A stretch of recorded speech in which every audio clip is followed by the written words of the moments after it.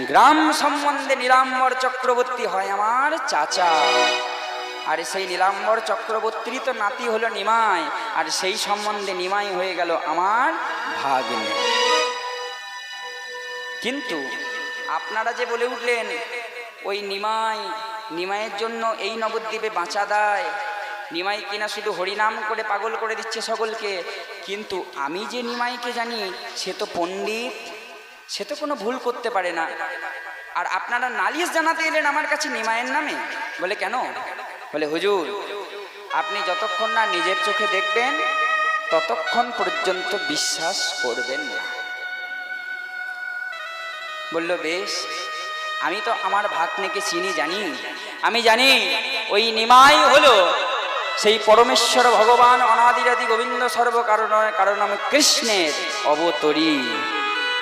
সব জেনেও আমি আমার ভাগ্নে তথা আমার প্রভুকে আপনাদের কথা অনুযায়ী আমি কিন্তু আবার পুনরায় পরীক্ষা করব। কেন করব জানে? শুধু আপনাদের কাছে নিমাইয়ের আসল দৃষ্টিটা প্রকাশ করার জন্য। আমি যাব নদিয়া নবদ্বীপ, আজ সন্ধ্যেবেলায় আপনারা আমার সাথে যাবে। এই দেখুন, এইদিকে কথোপকথন হয়ে গেল, আর এদিকে সারা নিশি ধরে নিশি জাগরণী কীর্তন করে প্রভু আমার প্রভাতকালে শ্রীবাস পণ্ডিতের কাছে বিদায় নিয়ে শ্রীবাসের দরজাখানা খুলে বাহির পথে হাঁটতে লাগলেন মায়ের উদ্দেশ্যে। এদিকে শ্রীবাস পণ্ডিত প্রভুর চরণে প্রণাম করলেন, গদাধর পণ্ডিত প্রভুর বামে দাঁড়ালেন। বামে দাঁড়াতে দাঁড়াতে গদাধরা শ্রীবাস লক্ষ্য করলেন, এখিরে বাবা, নিত্য প্রতিদিন প্রভু আমার যখন প্রভাতকালে মায়ের কাছে যায় তখন প্রভুর মুখ কত আনন্দে পরিপূর্ণ থাকে, আর আজকে প্রভু যখন বিদায় নিলেন প্রভুর মুখ এত গম্ভীর কেন? পাশ থেকে শ্রীবাস পণ্ডিত বলে উঠল, গদাধর, আমি জানি প্রভুর মুখ এত গম্ভীর কেন।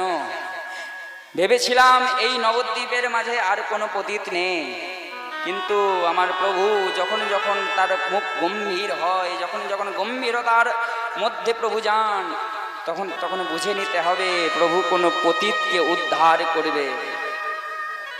পতিত উদ্ধারের জন্যই তো তার এই ধরাধামে নেমে আসা। প্রভু চলে গেলেন, এদিকে শ্রীবাস আর গদাধর পণ্ডিত বলা বলি করছে। গদাধর বলছে, সত্যিই তো এত এত পতিত, এত এত পাষাণ, এত এত নিন্দু, তারা যে কি করে আমার প্রভুর নামে আমার গোড়ার নামে নিন্দা করে আমি তো সেটাই ভেবে পাই না। গোড়াকে যদি আমি আমার নিজের করে পেতাম আমি কি করতাম জানো শ্রীবাস? ও শ্রীবাস, তবে বলি শোনো, গোবর বটন কোটে যত রাখবো হিয়ার মাঝে, গোবর বলে গৌরব করে পথে যাব প্রাণ গৌর ভোলে করে যত রাখবো হিয়ার মাঝে। আবার ওই গোবরে বরণ করব ভূষণ, যেখানে যা আমি গৌর বরণ করে যত আমি রাখবো হিয়ার মাঝে, গৌর বরণ করব ভূষণ, যেখানে যা সাজে। আমার আর কি আছে, আর কি দেব, আর কি আছে, আর কি দেব, আমি করব ভূষণ ওই গোপুর বড়। আমি গৌর বরণ করব ভূষণ, আমার দেহখানি রে আমি সাজাইলাম করব ভূষণ গোবরে বড়। আমি দেহ খানি রে সাজাই গৌর বরণ করব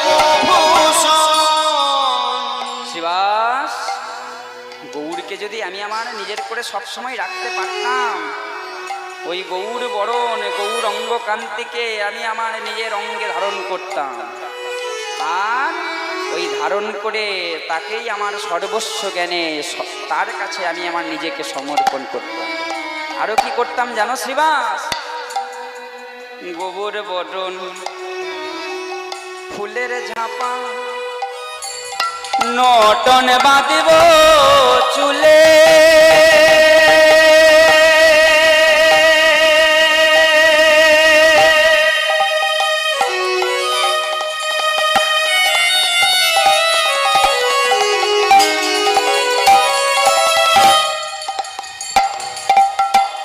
গৌরামা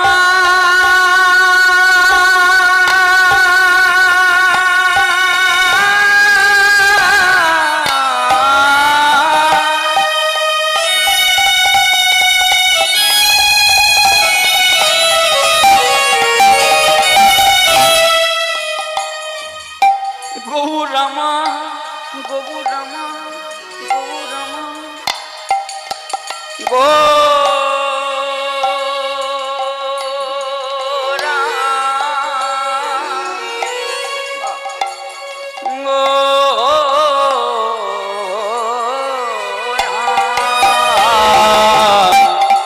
গোবর বরণ ফুলের ঝাপা নটন বাঁধব চুলে,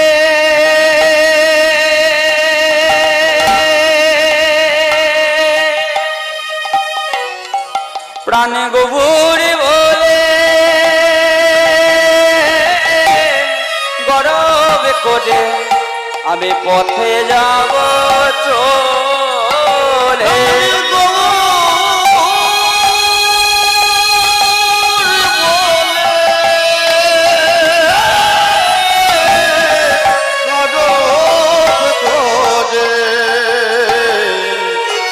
পথে যাব চলে, আমি বেড়াবো গবুর বলে, বেড়াবো গৌর গোবর বলে, বেড়াবো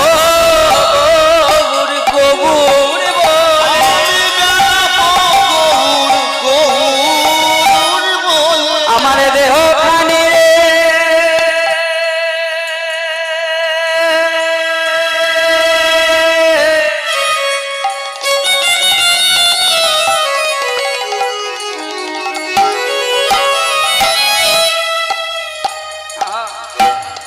সাজাইয়ে বেড়াবো গবুর বলে, আমার দেখো খাজি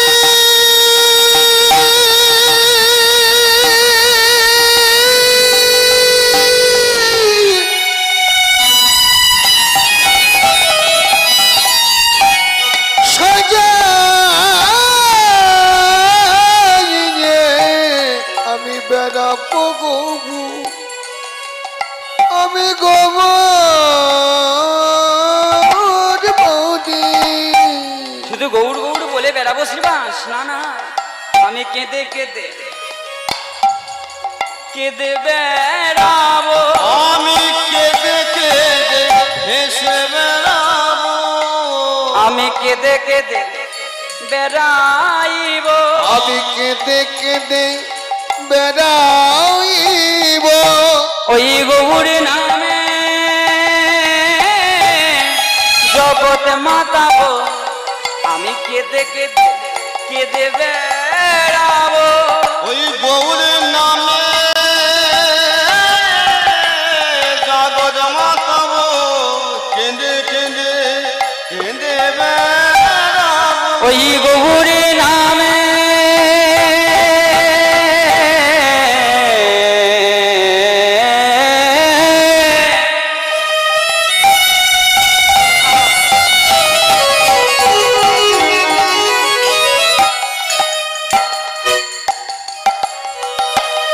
ওই গৌর নামে জগৎ মাতাবো, আমি কেঁদে কেঁদে কেঁদে বেড়াবো, ওই গৌর নামে জগৎ মাতাবো, আমি কেঁদে কেঁদে বেড়াইব,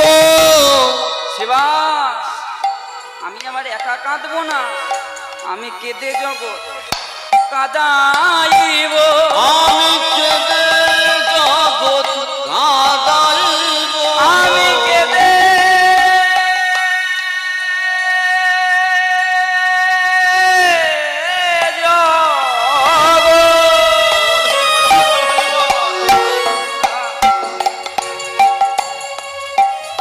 জগৎ কাঁদাইব।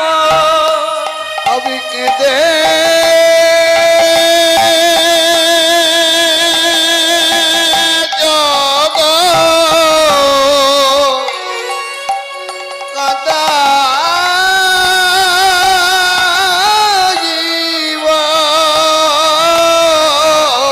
ওই গোরা গোরা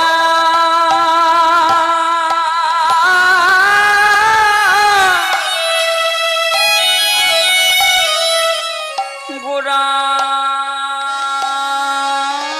বলে আমি কেঁদে জগৎ কাঁদাইব। ওই গোটা গোটা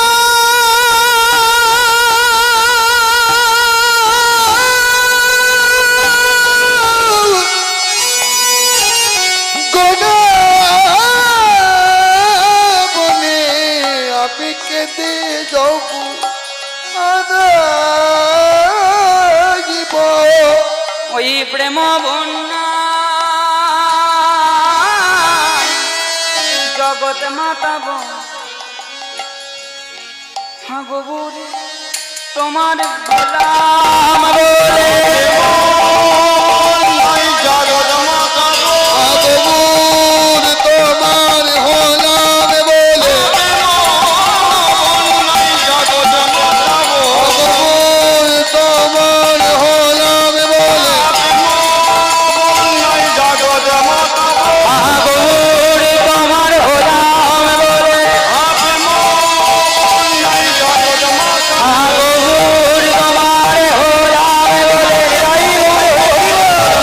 আদবুর তোমার হলাম বলে।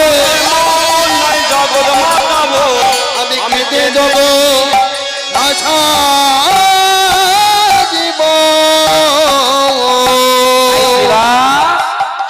আমি গোবর বরণ ফুলের ঝাপা নটন বাঁধিব চুলে। গোবর বলে গরব করে পথে যাব চলে। আমি গৌর বরণ ফুলের ঝাপা নতুন বাঁধব চুলে।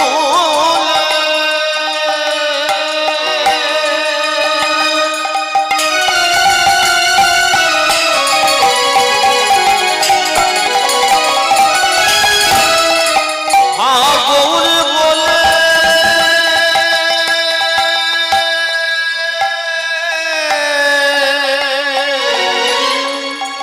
হ্যাঁ গৌর বলে গরব করে পথে যাব চলে।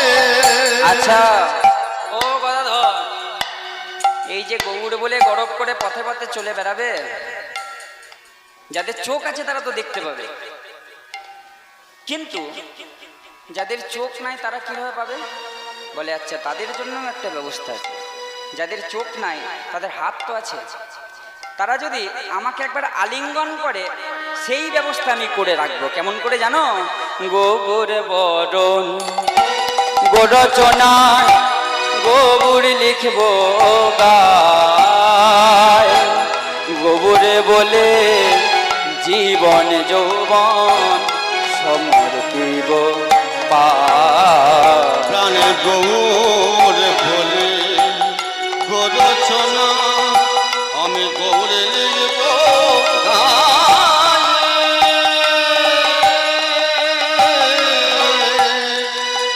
গৌর বলার হলাম বলে সমর্পিব পায়ে।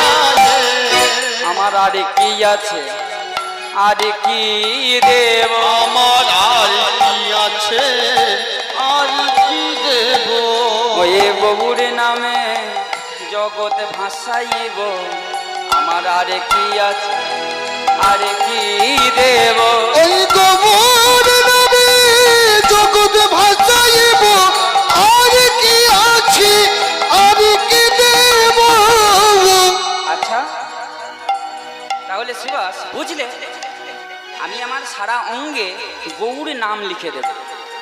এইবার যার চোখ নেই সে দেখতে তো পাচ্ছে না, কিন্তু তার নিজের তো একটা শরীর আছে, তার নিজের তো হাত আছে, সে যদি আমাকে আলিঙ্গন করে এসে, তাহলে এই যে গৌর নাম লেখা রয়েছে সেটা তার অঙ্গেও স্পর্শ পাবে, তাহলে সেও গৌর প্রেম পেয়ে গেল। বললো বাহ গদাধর, তোমার কথার জবাব নেই, কিন্তু গদাধর একটা কথা আমাকে বলো, তুমি উচ্চ ব্রাহ্মণ সম্প্রদায়ের মানুষ, আর নিমাই ওইভাবে পাগলের মতো ধুলো খেলা খেলে বেড়ায়, তুমি এইভাবে কি করে এলে? তোমাকে কি কেউ বাধা দেয়নি? এই দেখবেন এটা হয় না, দেখা গেল একটা পাড়ায় ঐশ্বর্যশালী সমস্ত ব্যক্তিদের মধ্যে একটা পরিবার একটু ভক্ত পরিবার, তার একটা ছোট্ট শিশু হয়েছে, আজকে ক্লাস 2-3-তে পড়ে কি 5-6-এ পড়ে, তার গলায় একটা তুলসীর মালা পরিয়ে দিয়েছে মা বাবা। এই দেখবেন পাড়ার বাকি লোকগুলো কথা বলে না, ও আর কাজ পেলে না ওই ছোট্ট শিশুটার গলায় তুলসী মালা পরিয়ে দিলে ওকে বুঝি নিরামিষ খাওয়াচ্ছ, এরকম কথা হয় না? তা গদাধরকে বলছে শ্রীবাস পণ্ডিত যে ও গদাধর, তোমার তো কুল ছিল, তোমার তো গুরু গৌরব ছিল, তোমার তো মান ছিল, ঐশ্বর্য ছিল, সেইগুলোকে ত্যাগ করে তুমি গৌর পথে কি করে এলে? বলে কি করে এলাম জানো? আমার কুলের মূল উপাদিয়া ভাসালাম গঙ্গার জলে,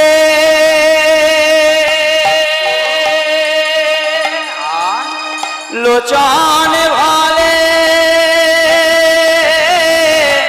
ও গদাধর ধোক গিয়া ঘরে।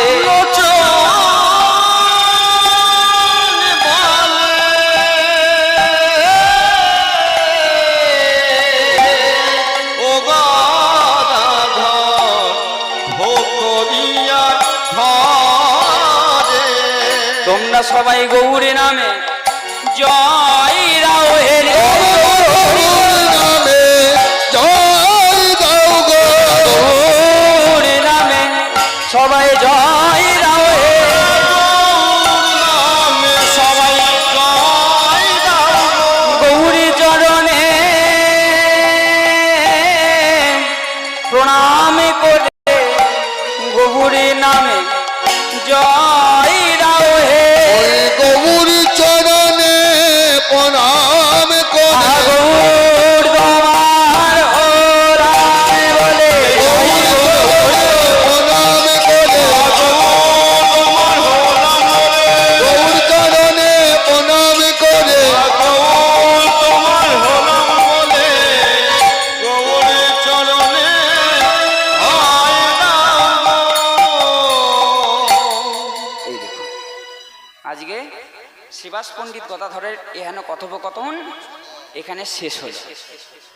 সারাদিন পেরিয়ে গেল, সারাদিন পেরিয়ে যাওয়ার পরে আজকে সন্ধেবেলা, সন্ধেবেলায় কি হওয়ার কথা? ওই দিকের পণ্ডিত ব্রাহ্মণ পাষণ্ডী সমাজ তারা মলয় চাঁদ কাজীকে নিয়ে আসছে এই নদিয়ার নবদ্বীপ। তাই গো, হরি বল হরি বল হরি বল।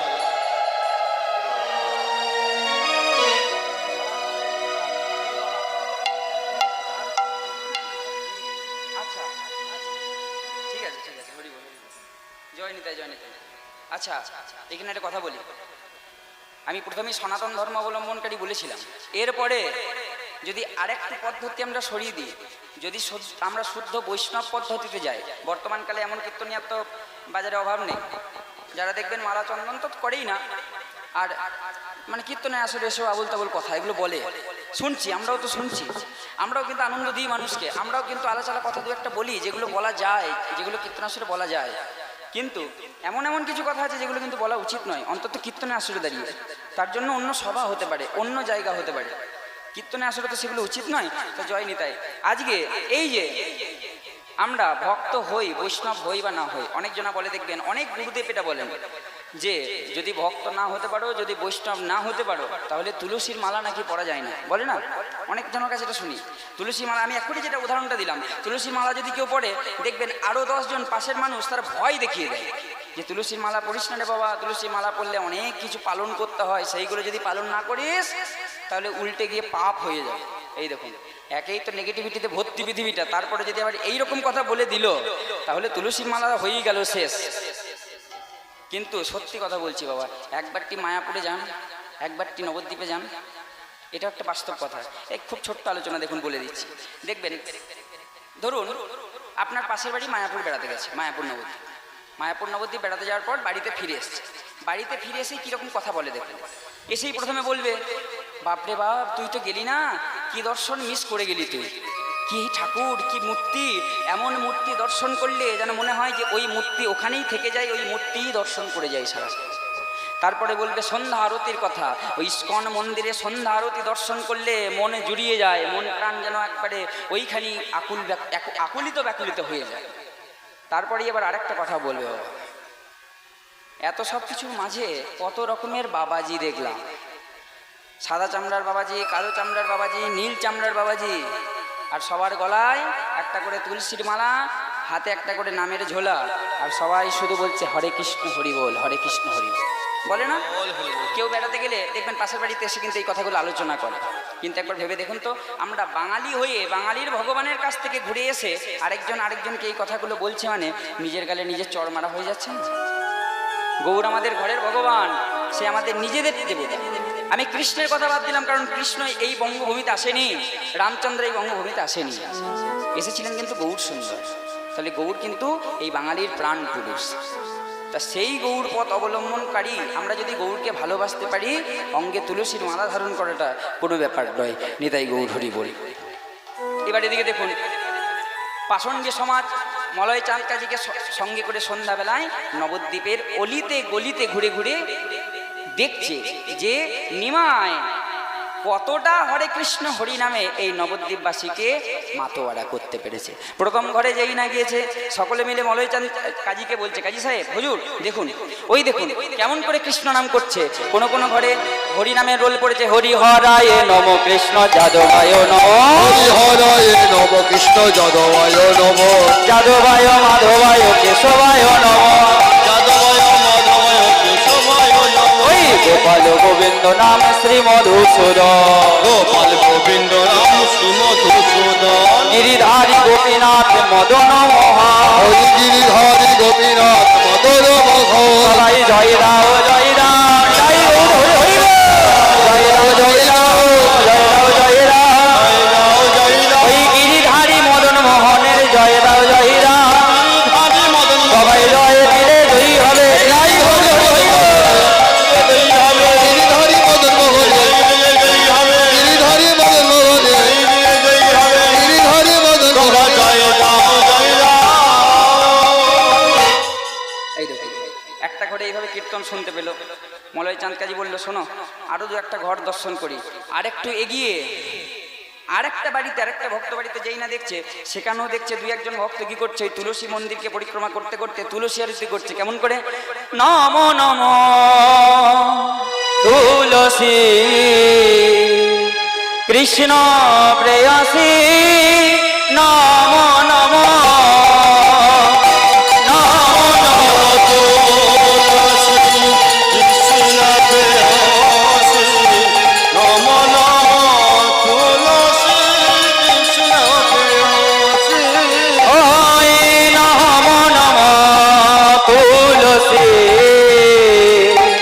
কৃষ্ণ প্রেয়সী নম নম। এই দেখুন কীর্তন শুনতে পেল। মলয় চাঁদ কাজী বললো, শুনুন আরেকটু এগিয়ে চলো, আরেকটু এগিয়ে গেলে আরো শুনতে পাবেন। আরেকটু এগিয়ে গিয়েছে, দেখছে তাই তো সেখানেও নাম ধ্বনি আসছে, হরে কৃষ্ণ হরে কৃষ্ণ কৃষ্ণ কৃষ্ণ হরে হরে, হরে রাম রাম রাম হরে হরে, হরে কৃষ্ণ হরে কৃষ্ণ হরি বল কৃষ্ণ হরে হরি বল। হরে রাম হরি বল। রাম হরে হরে। সারা নবদ্বীপ হুজুর এইভাবে কীর্তনে মাতোয়ারা হয়েছে। আমরা যারা শাক্ত ধর্ম অবলম্বন করে রয়েছে, যারা একটু মাতৃ আরাধনা করতে ভালোবাসি, আমাদের জন্য এই নবদ্বীপে আর কোনো জায়গা নেই। পাশ থেকে ছুটে এলো কিছু মুসলমান সম্প্রদায়ের মানুষ, হুজুর এই মানুষগুলো ঠিক বলছে, ওই নিমাইয়ের অত্যাচারে, নিমাইয়ের হরিনামের জন্য আমাদের রাতের ঘুম নেই। মসজিদের সময়ে সময়ে আজান, তাও আমরা ঠিক করে শুনতে পাই না। আপনি এর কিছু একটা বিহিত করুন।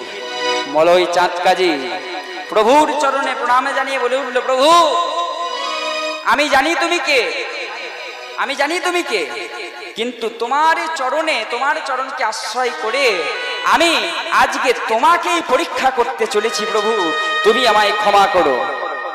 এই বলে ওই যে পাইক পেয়াদা যারা ছিল তাদেরকে কাজী সাহেব সঙ্গে সঙ্গে মলয় চাঁদ কাজী আদেশ করলো, কে আছিস তোরা, ছুটে যা আর ওই নদিয়া নবদ্বীপের প্রত্যেকটি ভক্ত বৈষ্ণব ঘরে ঘরে গিয়ে ওই ফুল করে তাল তোরা ভেঙে দে, ওই হরিনাম তোরা চিরকালের জন্য মুছে দে, আর যেন কেউ এই নবদ্বীপের মাঝে হরি কৃষ্ণ নামে বলতে না পারে। তাড়াতাড়ি করে কাজীর পেয়াদা যারা ছিল, সেই সৈন্য সামন্ত যারা ছিল, প্রত্যেককে মিলে ওই ভক্ত বৈষ্ণব যারা গান করছিল, কৃষ্ণ নাম করছিল, নিমাই নামে মাতোয়ারা হয়ে উঠেছিল, তাদের কাছে এসে পিঠে চাবুকের বাড়ি মারতে মারতে অনাচারে কত অত্যাচার করল। আর এই অত্যাচার করে সেই রাত্রের মতো কাজী সাহেব একটা আদেশ দিয়ে গেল, শোনো শোনো নবদ্বীপবাসী, আজ থেকে তোমাদের হরি কৃষ্ণ নাম করা বন্ধ। যদি এর পরেও কেউ হরি কৃষ্ণ নাম করো তাহলে তোমাদেরকে আমি ধর্মান্তরিত করে দেব। আরে যেই না এইভাবে অত্যাচার করে মলয় চাঁদ কাজী ঘরে ফিরে গেল, সকলে ভক্ত বৈষ্ণব দ্বারা পাগলের মতো হা কৃষ্ণ প্রাণে কৃষ্ণ, হা নিমায়ে প্রাণ নিমায়ে বলতে বলতে নয়নের জলে বদন ভাসিয়ে ছুটতে ছুটতে ছুটতে ছুটতে নিমায়ের কাছে, প্রভুর কাছে সে বলল, প্রভু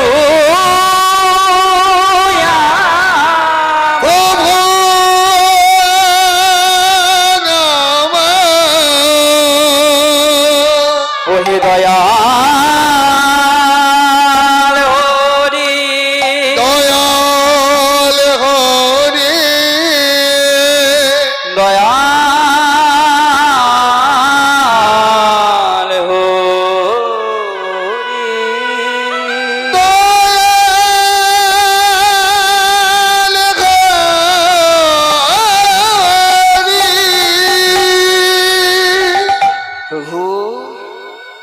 চমকে উঠেছে নিমাই, দেখি তোমাদের নয়নে জল, এমন ভাবে কে তোমাদের চাবুকের বাড়ি মেরেছে, এমন ভাবে কে তোমাদের আঘাত করেছে, কি হয়েছে তোমাদের? প্রভু ওই নবাব হোসেন শাহর দৌহিত্র মলয় চাঁদ কাজী এই নবদ্বীপে মাঝে এসে আমাদের ওপরে অত্যাচার করে হরি কৃষ্ণ নামকে চিরকালের জন্য বন্ধ করে দিয়ে চলে গেছে। প্রভু এতদিন পর্যন্ত আমরা এই নবদ্বীপের মাটিতে অতি আনন্দে ছিলাম, কৃষ্ণ নাম করতাম, সুখে ছিলাম, কিন্তু আজ হতে তো আমরা আর কৃষ্ণ নাম বলতে পারবো না।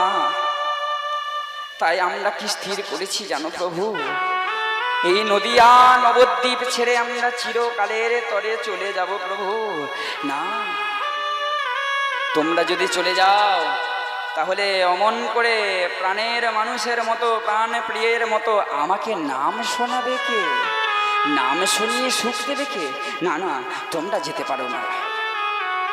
তোমাদের যা হয়েছে তার শুশ্রূষা আমি করছি, আর ওই মলয় চাঁদ কাজী যে কিনা, যার কিনা এতবার বেড়েছে, আজ আমি দেখিয়ে দেব ওই মলয় চাঁদ কাজী অর্থাৎ দুষ্টকে কিভাবে আমি দমন করতে পারি। তাড়াতাড়ি করে রাগে গর্জে উঠলেন চৈতন্য মহাপ্রভু, অঙ্গে এক অঙ্গ কাঁপতে কাঁপতে মহাপ্রভু যেই না এক হাত ওপরের দিকে তুলেছেন, সঙ্গে সঙ্গে সুদর্শন চক্র যেই না মহাপ্রভুর হস্তে ঘুরছে, নিতাই চাঁদ পাশ থেকে এসে বলল, প্রভু ভাই রে, ওরে ও ভাই, শান্ত হ ভাই, শান্ত হ। কলিযুগে তো দমন নেই, কলিযুগে যে দমন নেই, কলিযুগে একমাত্র যেটা আছে সেটা হলো উদ্ধার। তুই তোর ক্রোধকে শান্ত কর, তুই তোর রাগকে শান্ত কর। দাদা তুমি জানো না, আমার হতে আমার নাম শ্রেষ্ঠ, আমার নাম হতে আমার নাম গুণগানকারী ভক্ত শ্রেষ্ঠ। আর ওই মলয় চাঁদ কাজী তার কিনে এত দুষ্পর্ধা, তার কিনে এত সাহস, যে কিনা আমার ভক্ত প্রাণে আঘাত দিয়েছে। আমার অতি প্রিয় শিক্ষক, আমার অতি প্রিয় কর্তা, সে ওইভাবে ভেঙে দিয়েছে। এ হতে পারে না, এ মানব না।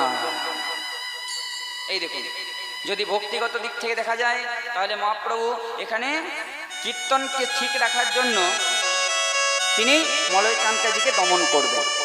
আর যদি ঐতিহাসিক দিক থেকে দেখা যায়, ইতিহাস ঘাঁটাঘাঁটি করে, তাহলে ওই যে বলেছিলাম বিপ্লবের কথা, মহাপ্রভু প্রথম শিক্ষা দিলেন যে বিপ্লব সবাই মিলে একসাথে আমরা যাব। যদি সবাই মিলে একসাথে যাই, বিপ্লবটা কেন ছিল না ধর্মান্তরিত করার জন্য। মলয় চাঁদ কাজী বলে গেছিল যে তোমরা যদি হরিকৃষ্ণ নাম এরপরেও কেউ করো তাহলে রাতারাতি এক একজনকে ধরে আমরা ধর্মান্তরিত করে দেবো। যে খাবার আমরা খাই সেই খাবার তোমাদের মুখে তুলে দেবো। এবার এইটা কিরকম বলুন তো? মহাপ্রভুই প্রথম বিদ্রোহ করে বুঝিয়েছিলেন যে শুনুন কাজী সাহেব, এটা হিন্দু রাষ্ট্র, এটা ভারতবর্ষের মাটি, এটা সনাতনীদের জায়গা। এই জায়গায় দাঁড়িয়ে আপনার ধর্ম শ্রেষ্ঠ সেটা ঠিক আছে, আপনি মানুন সেটাও ঠিক আছে, কিন্তু আপনি আপনার ধর্মকে আমাদের উপর জোর করে চাপিয়ে দিতে পারবেন না, এটা ঠিক নয়, এটা বুঝিয়েছিলেন। এই দেখুন মহাপ্রভুর আগে প্রধান নেতা হলেন, সকল ভক্তগণকে একত্রিত করে বলে উঠলেন, ভক্তগণ তোমরা শোনো, তোমরা আর বিলম্ব করো না, আজ নিশীতে আজ রাত্রে আমরা সকলে মিলে যাব ওই মলয় চাঁদ কাজীর ভবনে। আর ওই মলয় চাঁদ কাজীর ভবনে গিয়ে ওই দুষ্টকে করব দমন।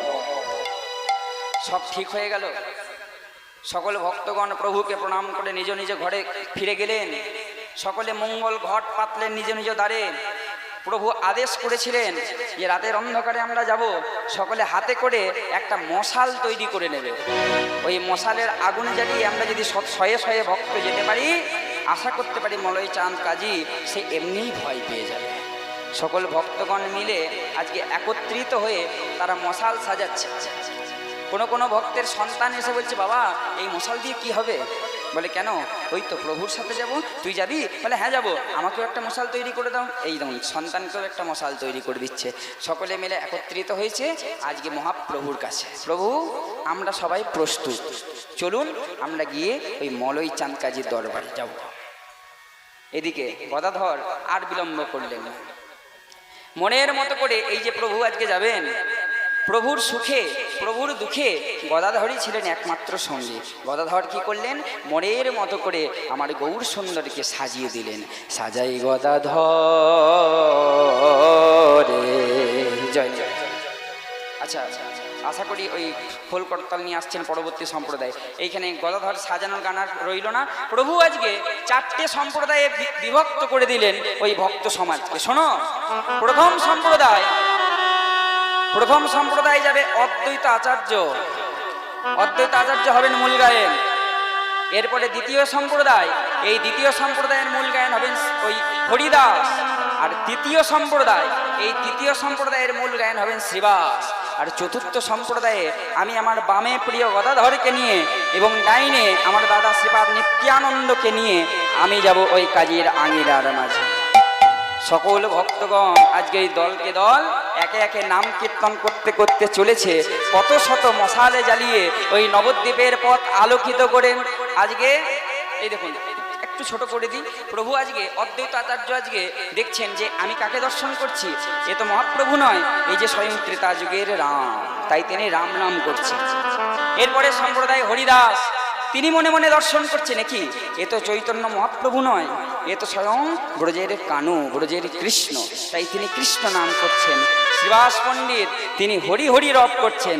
এইদিকে সবার শেষে গৌরাঙ্গ মহাপ্রভু বামে প্রিয় গদাধর, ডানদিকে নিত্যানন্দকে সঙ্গে করে নিয়ে মলয় চাঁদ কাজীর দ্বারের কাছে যখন হুঙ্কারে দিয়ে একটু একটু করে এগোচ্ছে, হৃদয়টা চমকে উঠল মলয় চাঁদ কাজী। রেখি কে আছো?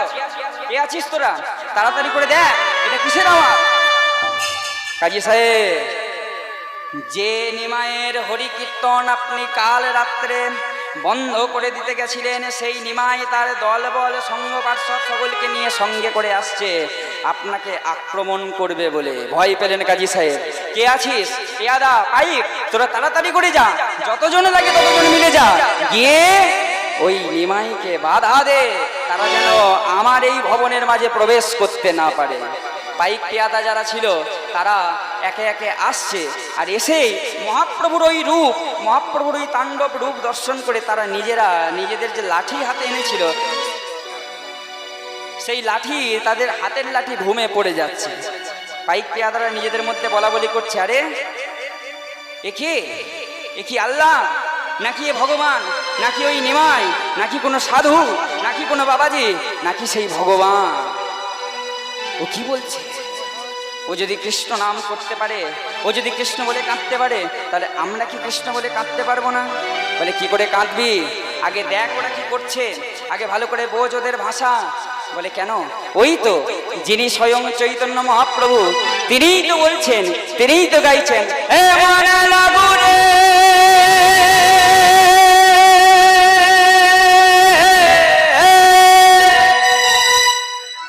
চরণে মন লাগু রে চরণে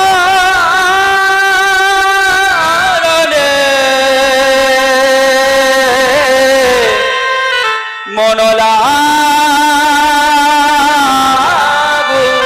রে, মন লাগু রে, মন লাগু রে, মন লাগু রে, লাগু রে লাগু তো আর যাই গৌর হরি বল।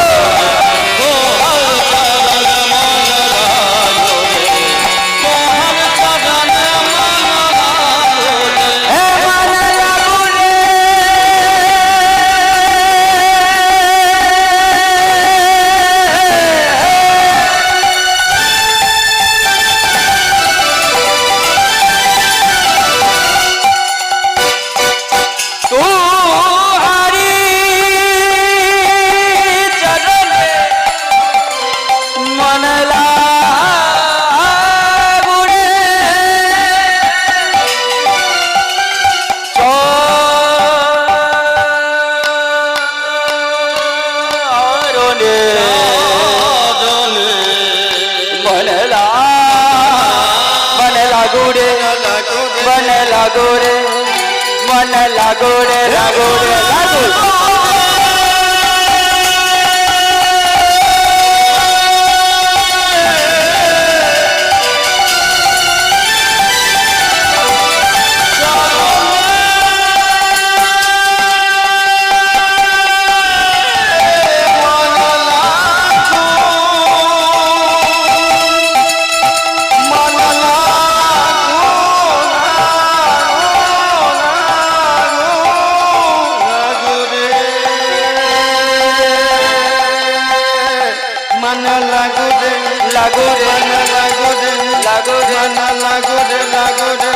तुहार चरण मन लागो रे गिराई गौर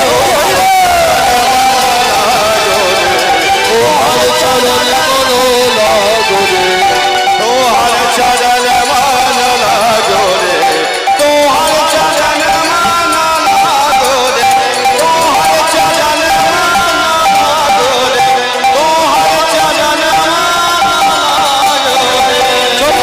मलय चाँद काजी मलय चाँद काजी चमके उठे आरो যারা পাইক পেয়াদা ছিল সকলকে ডেকে বলল তোরা যা তোরা গিয়ে ওই নিমাইকে আটকা আল্লাহ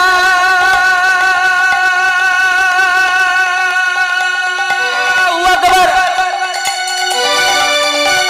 তাকবীর সে নারা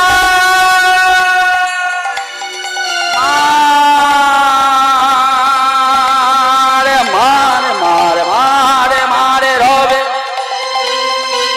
सब छूटे जाए अल्लाहू अकबर तकदीर से न जाए मार मार मार मार मार मारे रोबे सब छूटे जाए मन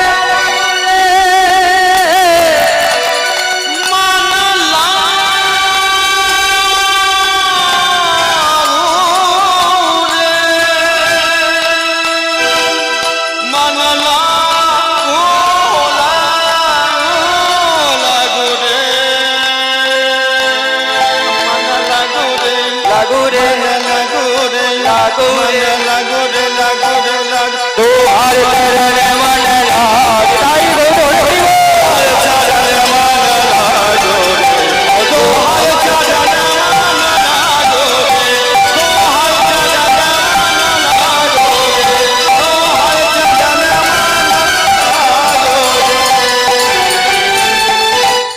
এই দেখুন, এই গানটা এতক্ষণ ধরে করার একটাই কারণ, গোটা চাঁদ কাজী উদ্ধার লীলার মধ্যে এইটাই হচ্ছে এমন একটা গান যেটা আজকে ওই গৌরীশঙ্কর বন্দ্যোপাধ্যায়, তার পুত্র তো এখানে এসেছেন, আমার আগে গান শুনলেন তার মুখে, ওই তার হাত ধরে সৃষ্টি এখনো পর্যন্ত অবিকৃত অবস্থায় কীর্তন জগতে থেকে গেছে। জয় নিতাই, নিতাই গৌরী বল। এইভাবে নাম কীর্তন যখন করছেন, মলয় চাঁদ কাজী ভয়ে ভীত হয়ে একটা পিছনের গলি দিয়ে যখন পালিয়ে যেতে যাবেন, সঙ্গে সঙ্গে নিমাই দুটো বাহু প্রসার করে দাঁড়িয়েছে। মামা, এ কি গো, তোমাকে আমি মামা পাঠিয়েছি, তুমি আমাকে ভাগ্নে বলে এত ভালোবাসো, আর তুমি কি না আমার ভক্তদের ওপর করলে অত্যাচার? বলে প্রভু, তোমার চরণে প্রণাম জানাই, তোমাকে আমি সম্মান করি প্রভু, আমি জানি তুমি কে। আজকে তোমার নবদ্বীপের কিছু ভক্ত বৈষ্ণব ব্রাহ্মণদের জন্য আমি তোমায় করলাম পরীক্ষা। এই জগৎ মাঝে আমি প্রমাণ রেখে দিয়ে গেলাম যে তুমি মিথ্যা নও, তোমার নামে মিথ্যা নয়, তুমি সত্য, তোমার নামে সত্য, অর্থাৎ ভগবান কৃষ্ণ সত্য আর হরি নাম সত্য। এই দেখুন, সঙ্গে সঙ্গে মলয় চাঁদ কাজীকে প্রভু আমার উদ্ধার করলেন, গলায় একটা কণ্ঠে একটা তুলসীর মালা দিলেন, মস্তকটা মুন্ডন করে বললেন, কাজী রে তুইও গা, তুইও বল, তুই আমার সাথে গা, আমার সাথে বল রে, হরে কৃষ্ণ কৃষ্ণ কৃষ্ণ হরে হরে, হরে রাম রাম রাম হরে হরে। কৃষ্ণ হরে কৃষ্ণ কৃষ্ণ কৃষ্ণ হরে হরে হরে রাম রাম রাম হরে হরে। মহাপ্রভু তার কৃপাময় কৃপা কণ্ঠ থেকে মলয় চাঁদ কাজীকে উদ্ধার করলেন, মলয় চাঁদ কাজীকে কোল দিলেন। মলয় চাঁদ কাজী হয়ে গেল এই বৈষ্ণব জগতের একজন খ্যাতনামা বৈষ্ণব সাধু। এই দেখুন, কে কে নবদ্বীপ গেছেন একবার হাত তুলুন দেখি। নবদ্বীপ কে কে গেছেন? আচ্ছা, নবদ্বীপ গেছেন, তখন মায়াপুরে গেছেন। মায়াপুর পরিক্রমার সময় দেখবেন ওই টোটোওয়ালা অটোওয়ালা যেই হোক, দেখবেন মলয় চাঁদ কাজীর সমাধি স্থান আমাদেরকে দর্শন করেন। সেখানে মলয় চাঁদ কাজীকে প্রভু আশীর্বাদ করেছিলেন যে শোনো, তোমার সমাধি স্থানে একটা চাপা ফুলের বৃক্ষ আমি নিজের হাতে রোপণ করব। যে চাপা ফুল গাছটা মরে যেতে পারে কিন্তু তার ফুল কোনোদিন শেষ হবে না। জয় নিতাই। আজও যারা যাননি অবশ্যই যাবেন। ওই মায়াপুরে ইস্কন থেকে আরও দূরে যদি পিছন দিকে যাওয়া যায়, যেখানে মায়াপুরের জগন্নাথ মন্দির, সেই জগন্নাথ মন্দিরে কিছু পূর্বে ওই চাপা ফুলের বৃক্ষ অর্থাৎ চাঁদ কাজীর সমাধি মন্দির আজও বিদ্যমান। সকল ভক্ত বৈষ্ণব সকলে মিলে গিয়ে, হোক না তিনি মুসলমান, হোক না তিনি পরধর্মের, কিন্তু সবাই তাকে শ্রদ্ধা করে, সবাই তাকে সম্মান করে।